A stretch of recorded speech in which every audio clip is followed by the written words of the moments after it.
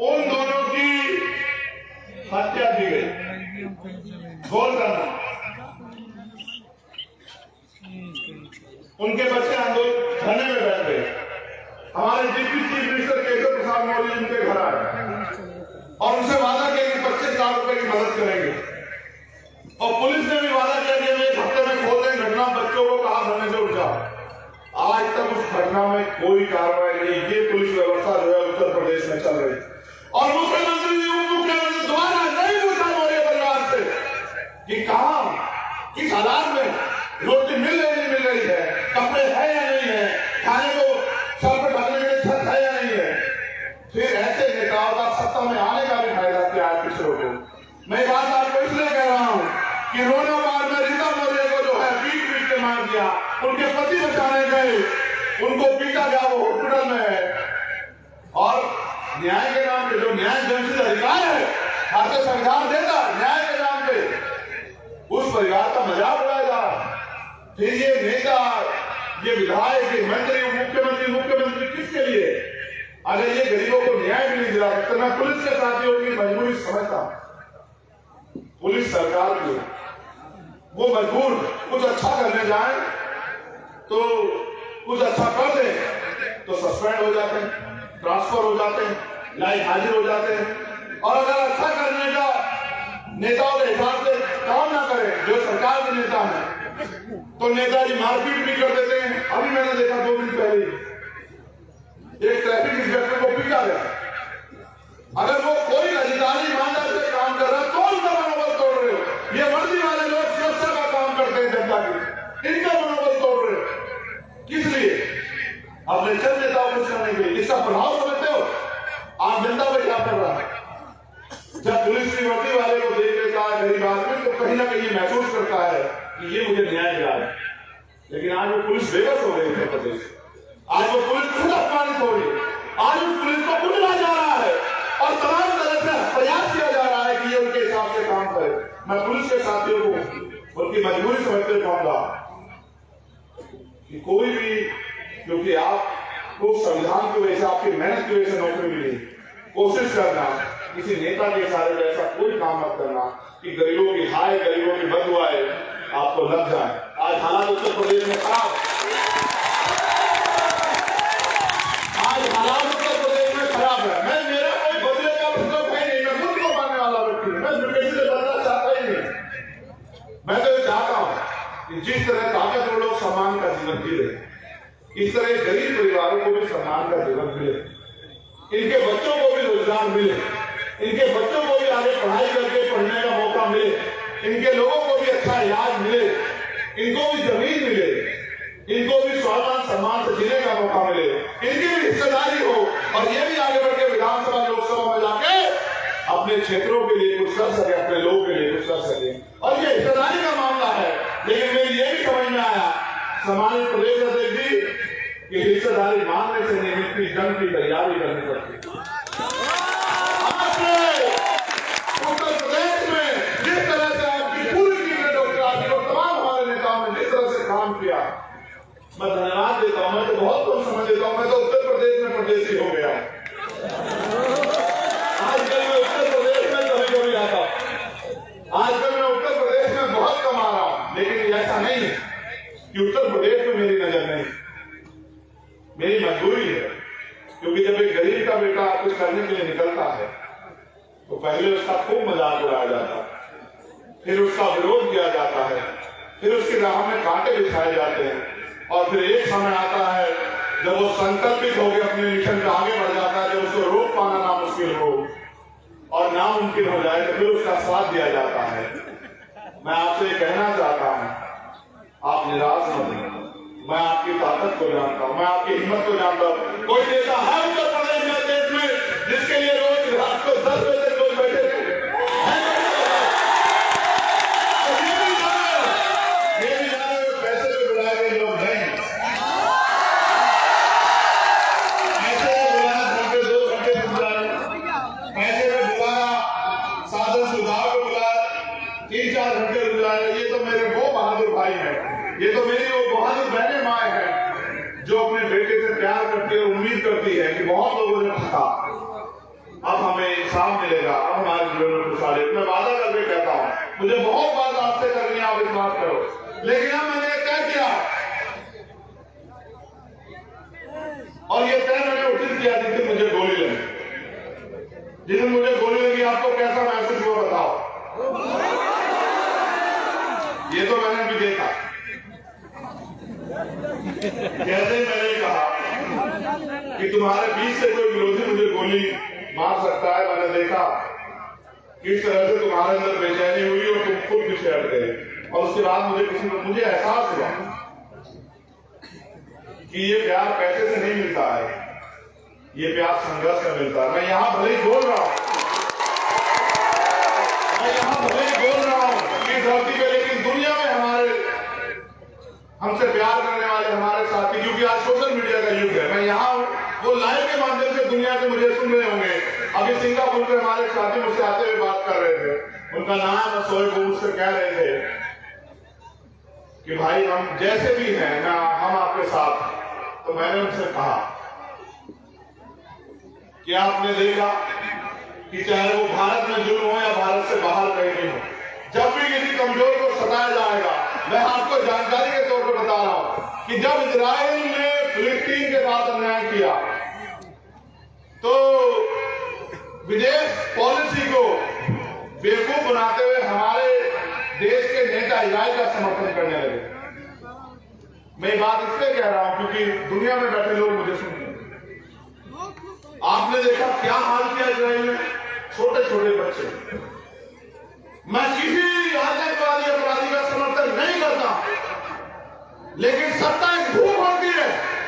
अपनी भूख के चक्कर में, जमीन को कब्जाने के चक्कर में क्या किया इजराइल ने, क्या खेल खेला गरीबों के साथ, कमजोरों के साथ। इसलिए मैंने कहा था बिजनौर से कि मैं फिलिस्तीन के साथ हूं, चाहे कुछ हो जाए, मैं हर एक कमजोर के साथ हूं। इसलिए मैंने उस दिन बात कही थी।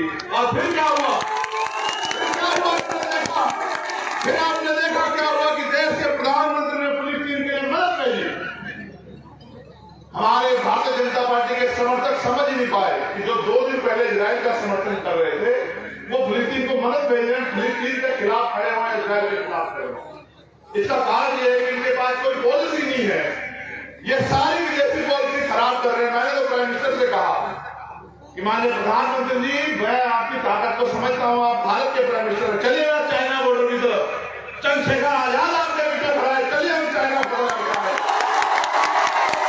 चाइना हमारी जमीन पर जा रहा है, चाइना हमारे देश में घुस गया, हमारी कैसे भी है जमीन कब्जा ली, हमें 1 गज जमीन अपनी मिट्टी की किसी को नहीं देंगे, हम अपनी मिट्टी का, अपने देश का 1 गज हिस्सा किसी को, दुश्मन को नहीं देंगे। आप चलिए ना चाइना की तरफ, भारत के वीरों में बहुत क्षमता है और अब तो भीम आर्मी के लोग आपके साथ खड़े हो जाएंगे जब आप चाइना की तरफ करोगे। क्या कर रहे हो अपने से कमजोर से? मैं बात आपको इसलिए बता रहा हूँ मिसाल के तौर पे कि आपको याद रहे कि चाहे अन्याय करने वाला आपका अपना हो या कोई गैर हो, कभी अन्याय करने वाले के साथ नहीं खड़ा होना मेरे लोगों, हमेशा उसके साथ खड़ा होना। जो परेशान है, जिसके ऊपर मुसीबत है, जो पीड़ित है, जो शोषित है, जो मजलूम है, हम उसके साथ खड़े होना। और मैं ठगे हुए लोगों से कह रहा, जो ठगे गए हर बार, बीजेपी हराओ, बीजेपी जिताओ, बीजेपी को हराना, इनको ले आओ। अगर आज कोई बीजेपी का मुकाबला पूरे देश में कर रहा है तो ये नीले पर्चे वाले लोग कर रहे हैं। बाकी किसी की हिम्मत नहीं है।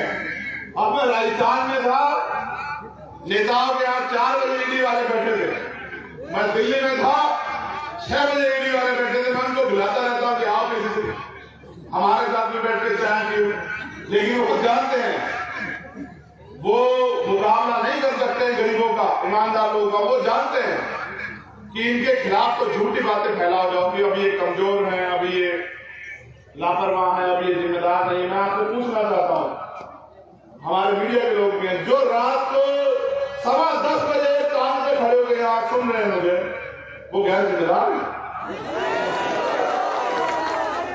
जिनको ये कहा जाता है कि नौजवान को समझते हो क्या होता है? नौजवान वो है कि संघर्षों के साय में खरगोर जवानी पलती है और इतिहास बन जाता है जिसको और जवानी चलती है। नौजवान वो है जिन्होंने अंग्रेजों के दांत खट्टे किए।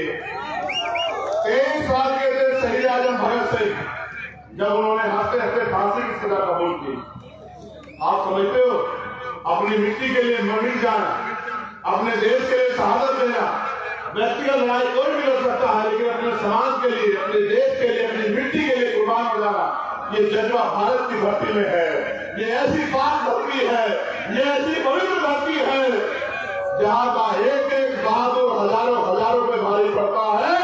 ये ऐसी धरती है। आज तो हाल ऐसे है कि जो इस मिट्टी को 5 बार सजदा करते हैं सुबह से लेकर शाम तक, उनसे सर्टिफिकेट मांगे जाते हैं देश के प्रति ईमानदार होने के। जो अपने ईश्वर को याद करने से पहले, अपने खुदा को याद करने से पहले 5 बार सजदे में इस देश की मिट्टी को सलाम करते हैं, उनसे सर्टिफिकेट मांगे जाते हैं। लेकिन जो देश को नफरत में बांध रहे हैं, जो देश को चंद पूंजीपतियों को सौंप रहे हैं, उनसे कोई सवाल नहीं करता। जो पूंजीपति मित्रों के हजारों हजारों करोड़ रुपए माफ करते हैं, जो गरीबों पे 10,000 रुपए उनकी खाद बीतने का काम करते हैं, उनसे कोई सवाल नहीं करता। इसलिए मैं आपसे कहना चाहता हूं मेरे साथियों, आगाज हो चुका हूं। आपको अपनी लड़ाई अपने आप लड़नी है, कोई आपको सहारा नहीं देगा। इसलिए इशारे के तौर पर कह रहा हूं कि जाओ गली गांव में और मेहनत करके लोगों को एकजुट करो। आप देख लो कि लोग किस तरह से आपसे संबंध रखते हैं।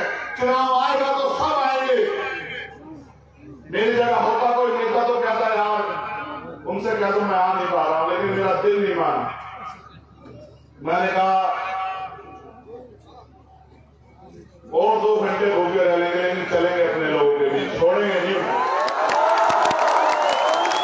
जब वो मेरे लिए पूरे दिन से बैठे हो सकते हैं तो मेरी क्या हिम्मत की मैं उनके बीच ना जाऊं। मैं वादा करता हूं कि दिसंबर के माह में लौटूंगा।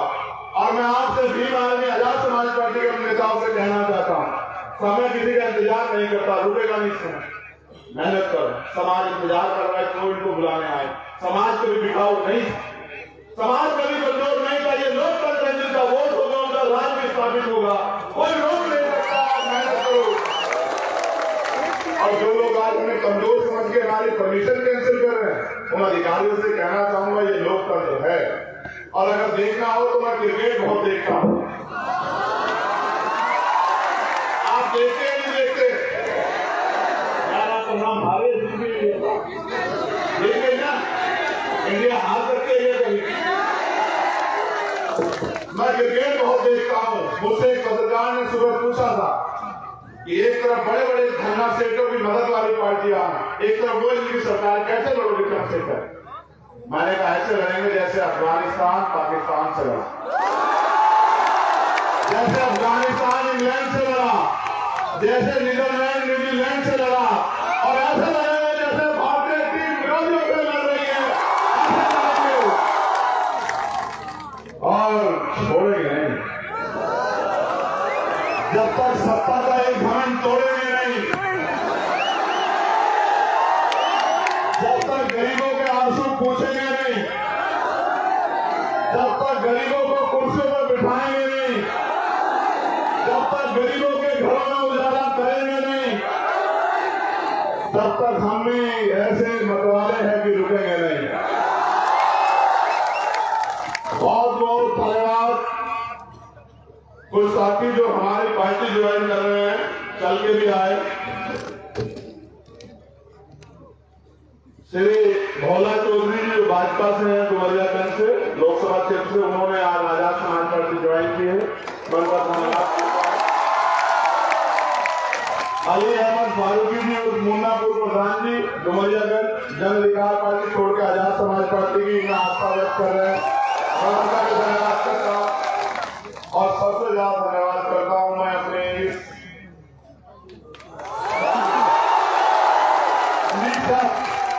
आपके लिए कोई शब्द नहीं है मेरे पास, कोई शब्द नहीं, कोई बात नहीं। मैं जब घर से चला था 2013 में, नहीं पता था क्या होगा, ये भी नहीं पता था कोई साथ देगा नहीं देगा।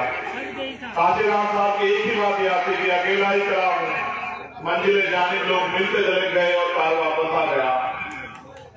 एक मैं और एक हमारे राष्ट्रीय अध्यक्ष नेता सिंह जी, और फिर एक आज ये समन्वय है। देश के किसी कोने में चले जाओ, प्रदेश के किसी कोने में चले जाओ, जहां जाओ वहां प्यार ही प्यार है। जहां जाओ उन हाथों में उम्मीदें हैं कि कोई तो है उनका अपना जो उनके लिए लड़ रहा। मैं धन्यवाद दूंगा भाई अब्दुल्ला को। एक जोरदार नारा लगा, अभी बताऊंगा कहीं को लगाना, मैं दिल में नहीं रखता कोई बात। जय भीम।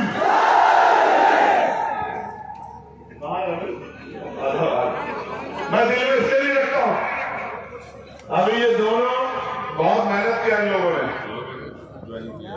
अच्छा, ज्वाइनिंग वालों का नाम आपको बोला, मैंने देखा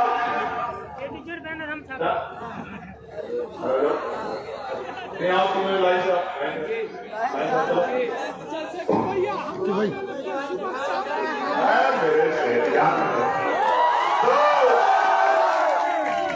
तुम लोग तो निराश नहीं हुए ना पूरे दिन में। ये हिम्मत हारा, ये बाहर जाके इधर बाहर जाके खड़ा हो गया कि भाई लोग तो चले गए। मैंने उनसे कहा कि जंगे अपराध से क्या होता है, हिम्मत लगती है तादाद से क्या होता है। ये जो यहाँ टिका हुआ है वो एक इतना बहादुर है कि वो अपने कंधे पे बिठा के इस समाज को आगे बढ़ाने का काम करेगा। मैं जितने भी साथी जिस भी क्षेत्र से हमारी बहनें माए, हमारे बुजुर्ग, हमारे नौजवान साथी जहां से भी आए, मैं आपका धन्यवाद करता हूं। ये जानो कि हमारी सबकी लड़ाई, और ये लड़ाई तब तक खत्म नहीं होगी जब तक हर अंतिम पायदान पे बैठे व्यक्ति को भी स्वाभिमान सम्मान का जीवन नहीं, जब तक इस देश में महिलाएं सुरक्षित नहीं होती, जब तक आपको बराबरी के अधिकार नहीं मिलते, और जब तक भारतीय संविधान पूर्ण रूप से लागू नहीं होता। लेकिन ये जान लो कि आज लोकतंत्र है, इसके लिए आपको कुछ नहीं करना, बस अपने समाज को, इस कमजोर शोषित समाज में भाईचारा पैदा करके और सिर्फ यूनियन का बटन दबाने के लिए तैयार करना है। फिर आपको कोई रोक नहीं सकता, क्योंकि मानव कांशीराम साहब कहते थे कि जो हुक्मरान समाज होता है उनकी बहन बेटियों पर अत्याचार नहीं होता, उनके लोगों के हाथ फैले नहीं होते। मैं आपसे पूछना चाहता हूं, क्या आप चाहते हो कि एक ऐसा समय आए कि आप ताकतवर हो? चाहते नहीं चाहते बताओ? उसके लिए मेहनत करने को तैयार हो गया तो फिर सब भूल जाओ। ये याद रखो कि हमें बुलंदी तक जाना, और फिर मैंने कहा कि ना रुकेंगे ना थकेंगे, और जब तक मंजिल को नहीं पा जाते तब तक लड़ते रहेंगे, संघर्ष करते रहेंगे, और जो अधूरा रह जाएगा वो मेरे आने वाले शेर करेंगे जो अधूरा रह जाएगा हमारे लड़ाई में। क्योंकि मैं समझता हूँ मुझसे कटा सकते हैं, बहुत प्यार से समझते हैं। अगर मुझे कुछ हो जाए तो हिम्मत तो नहीं हार जाओगे, डर के घर तो नहीं बैठ जाओगे। अगर वास्तविकता मुझसे प्यार करते तो दूसरी ताकत से लड़ना, दूसरी ताकत से लड़ना, बिल्कुल हिम्मत को हारना। तुम्हारे कंधों में जिम्मेदारी है, तुम्हारे कंधों में जिम्मेदारी है भारतीय संविधान की रक्षा की। बहादुर क्या साथ दोगे कि दोगे बताओ?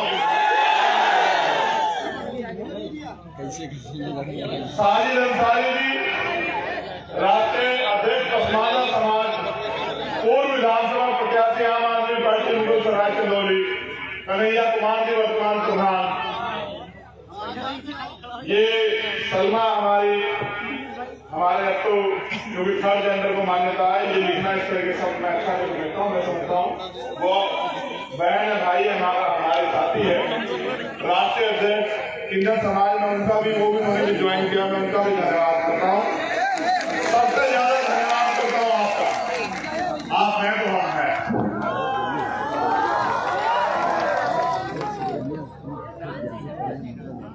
हाँ, सलमा जो ट्रांसजेंडर है, मैं इनको कहूँगा कि आ गया, जिनको भी